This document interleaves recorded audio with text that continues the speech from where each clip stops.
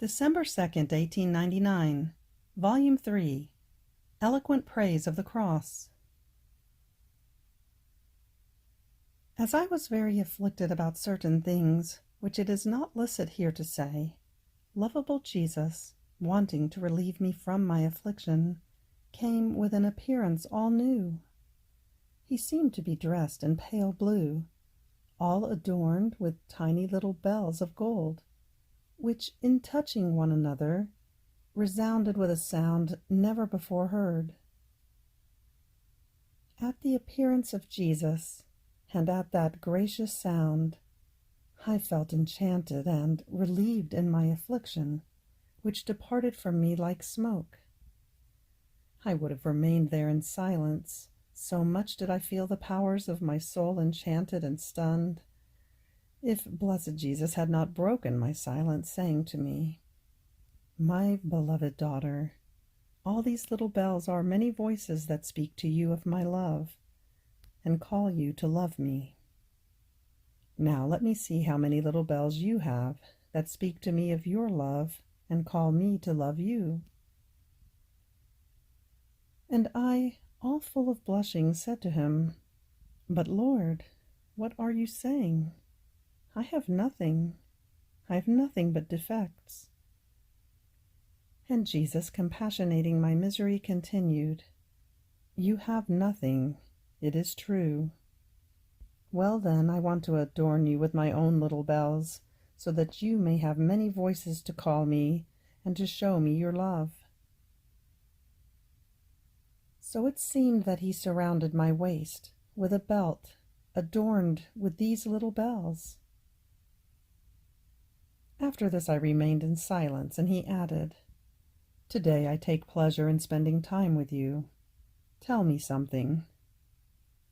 And I, "You know that all my contentment is in being with you, and in having you I have everything. So in possessing you it seems I have nothing else to desire or to say." And Jesus, "Let me hear your voice that cheers my hearing.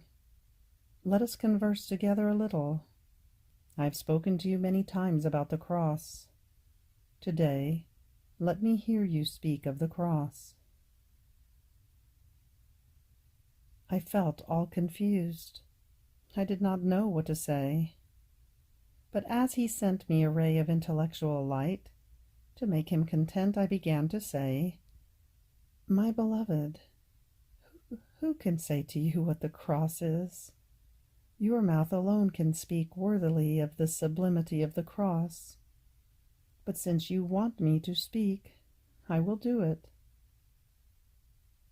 The cross, suffered by you, freed me from the slavery of the devil, and espoused me to the divinity with an indissoluble bond.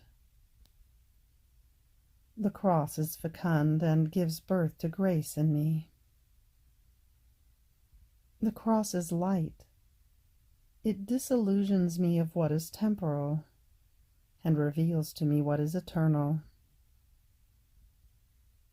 The cross is fire, and reduces to ashes all that is not of God, to the point of emptying my heart of the tiniest blade of grass that might be in it. The cross is coin of inestimable value, and if I have, O holy spouse, the fortune of possessing it, I will be enriched with eternal coins, to the point of becoming the richest in paradise, because the currency that circulates in heaven is the cross suffered on earth. The cross then makes me know myself. Not only this, but it gives me the knowledge of God. The cross grafts all virtues into me. The cross is the noble pulpit of the uncreated wisdom that teaches me the highest, the finest, and most sublime doctrines. So only the cross will reveal to me the most hidden mysteries, the most secret things, the most perfect perfection, hidden to the most erudite and learned of the world. The cross is like beneficent water that purifies me. Not only this, but it administers to me the nourishment for the virtues. It makes them grow, and only then does it leave me when it brings me back to eternal life. The cross is like celestial dew, which preserves and embellishes for me the beautiful lily of purity. The cross is the nourishment of hope. The cross is the beacon of operating faith. The cross is like hard wood, which preserves the fire of charity, keeping it always lit. The cross is like dry wood, which dispels and puts to flight all the smokes of pride and of vainglory, producing the humble violet of humility in the soul. The cross is the most powerful weapon that offends the demons and defends me from all of their claws.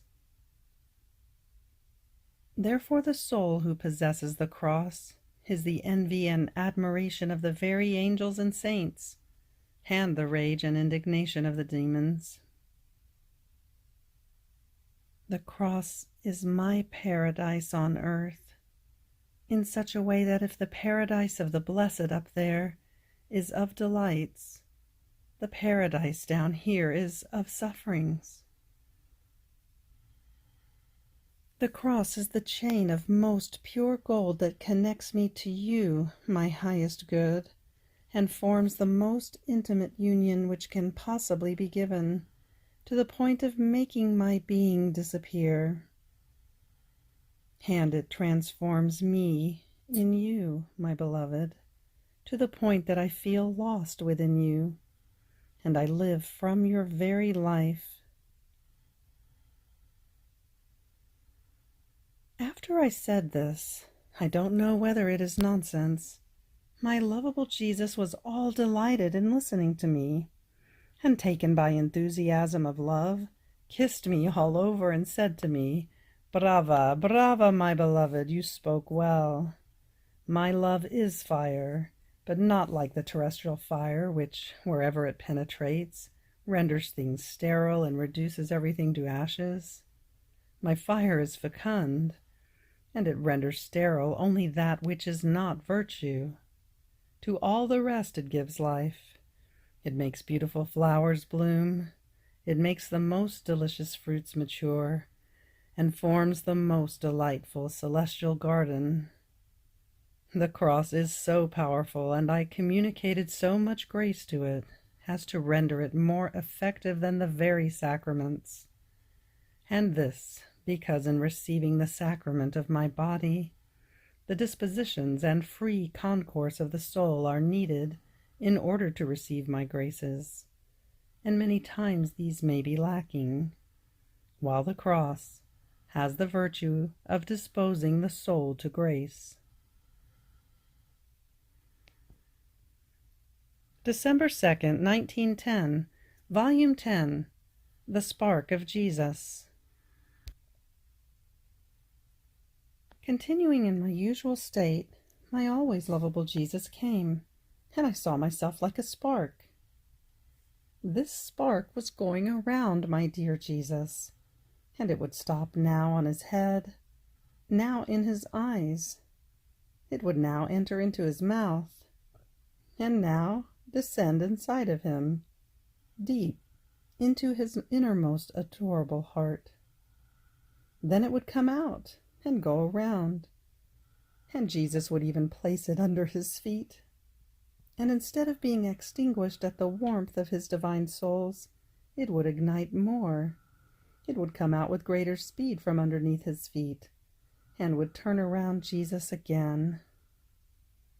And now it prayed with Jesus. Now it loved him. Now it repaired him. In sum, it did whatever Jesus was doing. And with Jesus, this spark became immense, embraced everything in the prayer. No one escaped it.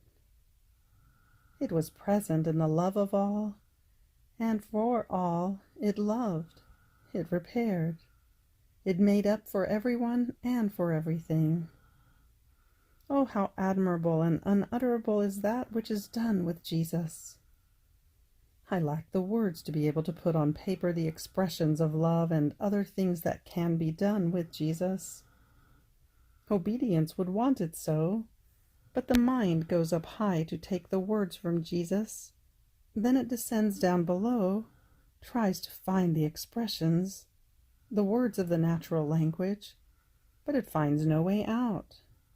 Therefore, I can't. Then my beloved Jesus told me, "My daughter, you are the spark of Jesus." A spark can be anywhere. It can penetrate into anything. It occupies no space.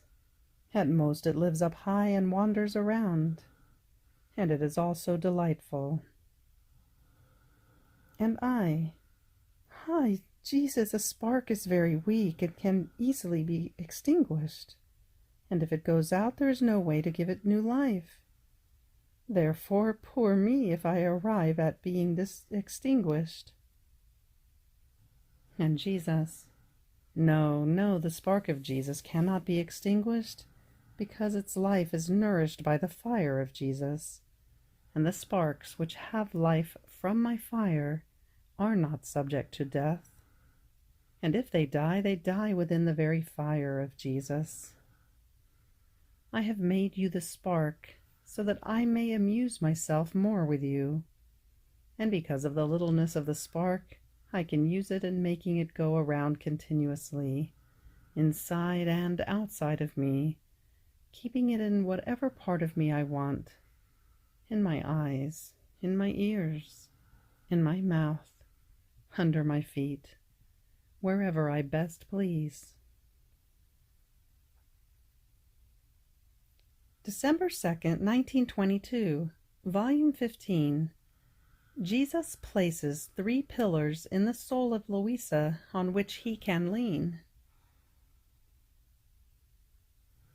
I was feeling very afflicted because of the privation of my adorable Jesus. And if he makes himself seen at all, he is all taciturn. Then this morning he made himself seen in my interior.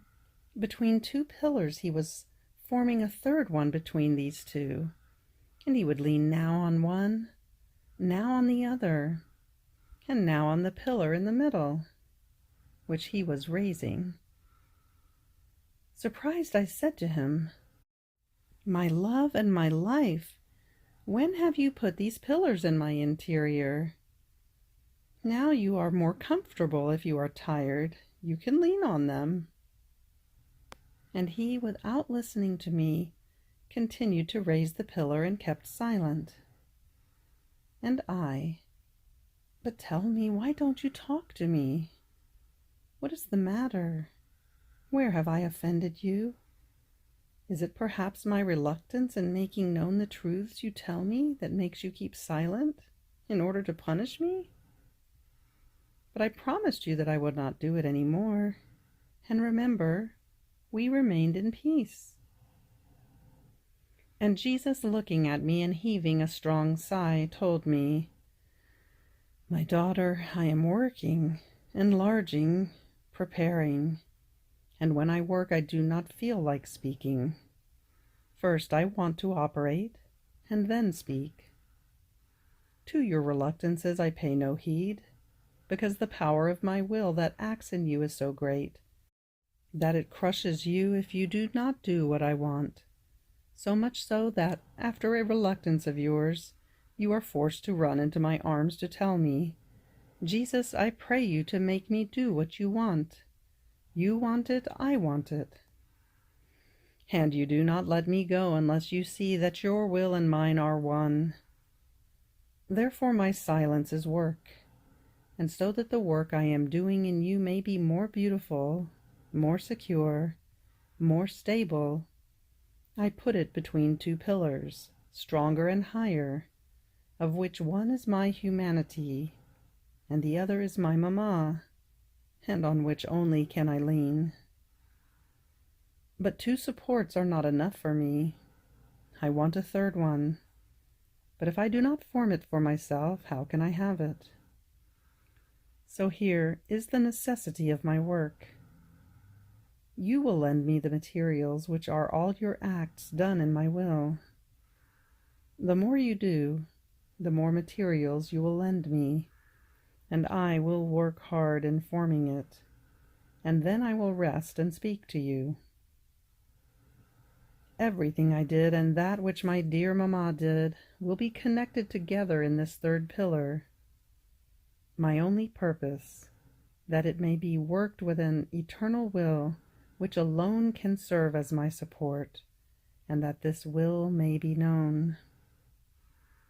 I will put so much grace in it that it will not only give me rest, but will serve me as pulpit, as voice, to teach in the most attractive, penetrating, and convincing manners what it means to live in my will, that I may no longer be in the midst of my children like an exiled one, but my will may reign in them as on its own throne. Therefore let me do, and follow me. Then afterwards he came back again and continued to make himself seen in my interior, all intent on working, and we would look at each other in silence. I raised my eyes, and I saw the head of our Lord placed at the top of one pillar, and that of the celestial Queen at the top of the other, both crowned. The third pillar, which he was forming, was prepared for my head to be placed at its top. And the crown that was to crown it came out, half from the crown of our Lord, and half from that of the Most Holy Virgin. And uniting together, these two halves formed one single crown. I remained amazed and enchanted, and my sweet Jesus told me, "My daughter, have you seen how much I have to work to form for myself the third support, and how you must hasten to form the materials so as to let me work, and what height it must reach in order to accomplish the work of my will in you, and what crown must surround your forehead? Therefore do not lose a minute of time, and let your flight in my will be continuous." December 2nd, 1928, Volume 25. The Eucharistic Tabernacle and the Tabernacle of the Divine Will. The privations of Jesus became longer, and as I see myself without him, I do nothing but long for heaven. Oh, heaven, when will you open your doors to me? When will you have pity on me?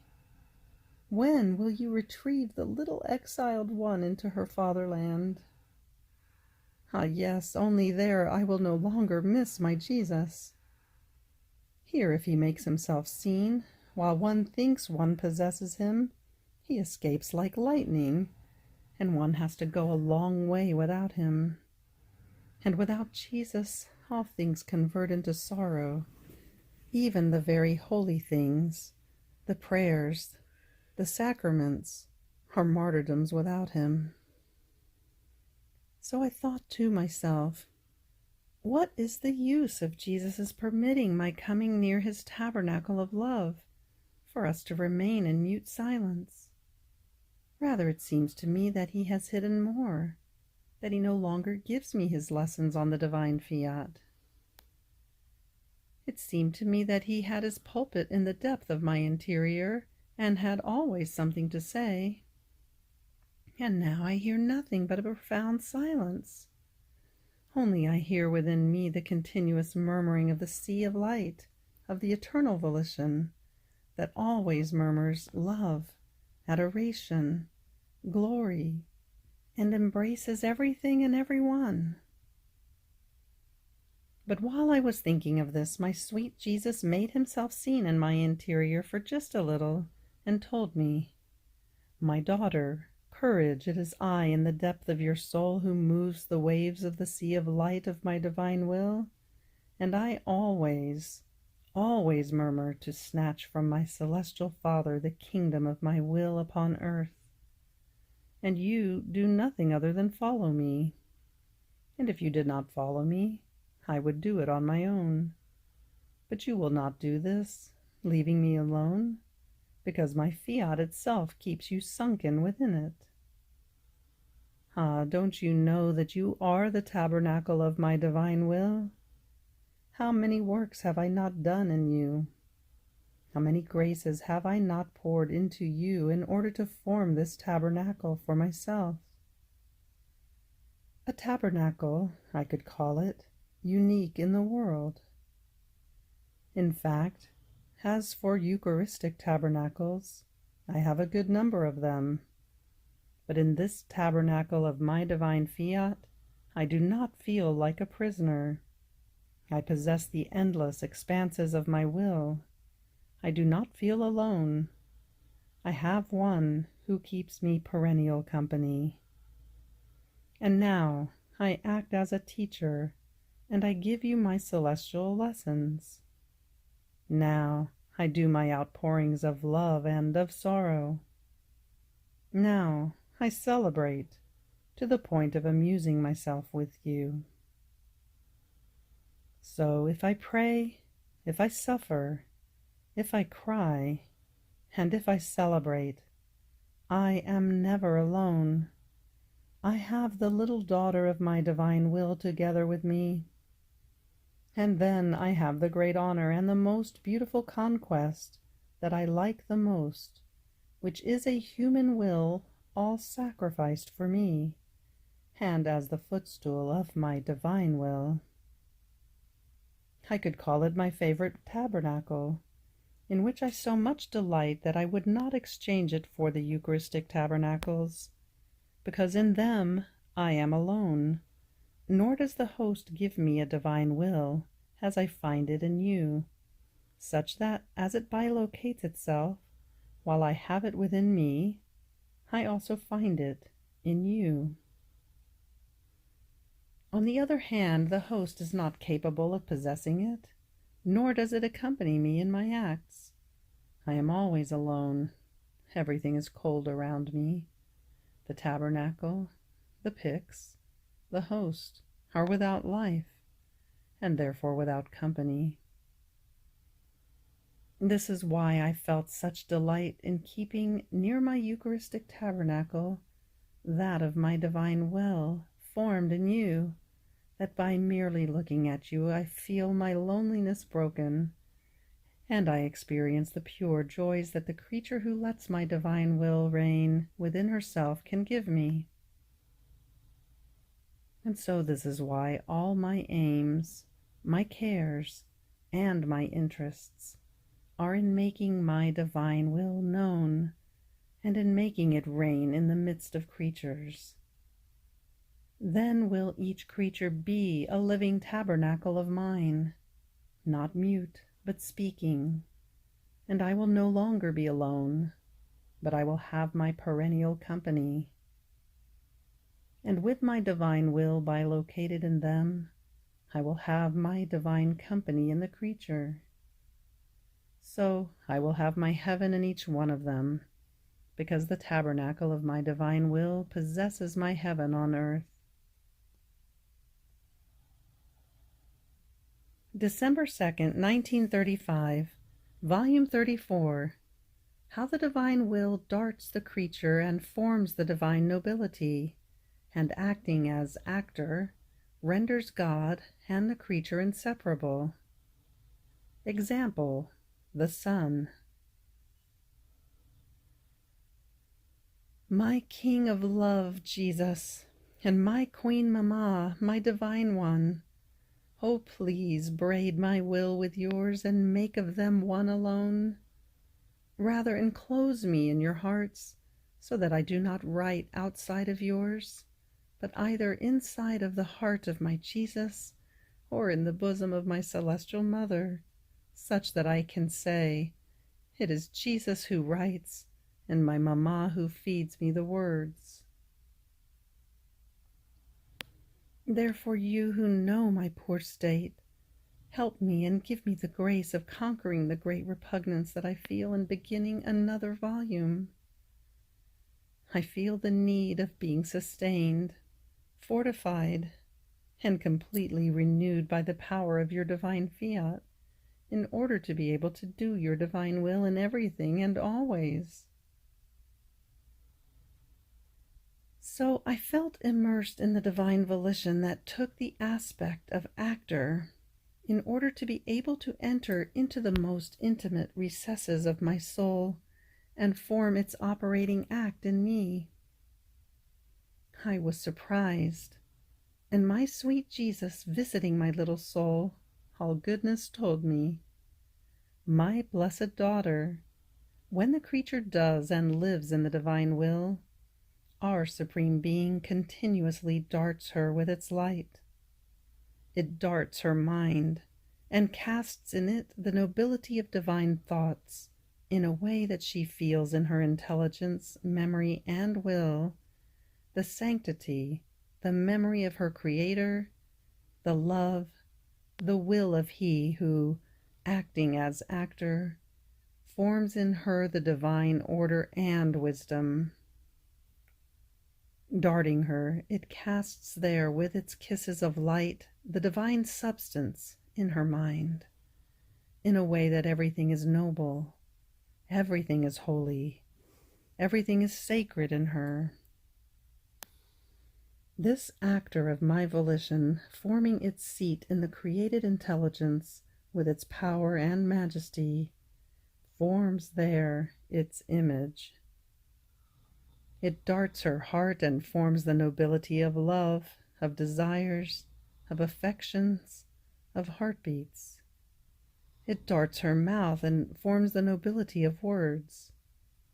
It darts her works and steps and forms holy works, the nobility of the steps. And not only does it dart her soul, but also her body, and with its light it invests the blood and ennobles it in a way that the creature feels flow in her blood, in her members, the fullness, the sanctity, the substance of the divine nobility. This actor of my divine will takes the office of insuperable craftsman, so as to transform God in the creature, and the creature in God. When my will has reached this, it is the greatest act that one can do, that is, to form of God and the creature one single life, rendering them inseparable from each other. It rests in its work, and there it feels such happiness because it has conquered the creature, it has formed its labor in her, and it has completed its will. Then it seems that it says in the emphasis of its love, "I have done everything. Nothing else remains for me other than to possess her and love her." I remained worried in hearing this, and my lovable Jesus added, "My daughter, why do you doubt? Does the sun not also do this office? As it darts the flower with its light, so it gives to it the substance of the color and of the fragrance. As it darts the fruit, so it infuses in it the sweetness and the flavor. As it darts the plants, so it communicates to each one the substance, the effects that are needed. If the sun does this, much more so my divine will that can do everything and knows how to do everything. And as the sun goes finding the seed in order to give what it possesses, so my divine will goes finding the dispositions of creatures who want to live of my will, so that it can immediately dart her and communicate the divine substance and nobility, and form and make grow its life. End of December 2nd. Fiat.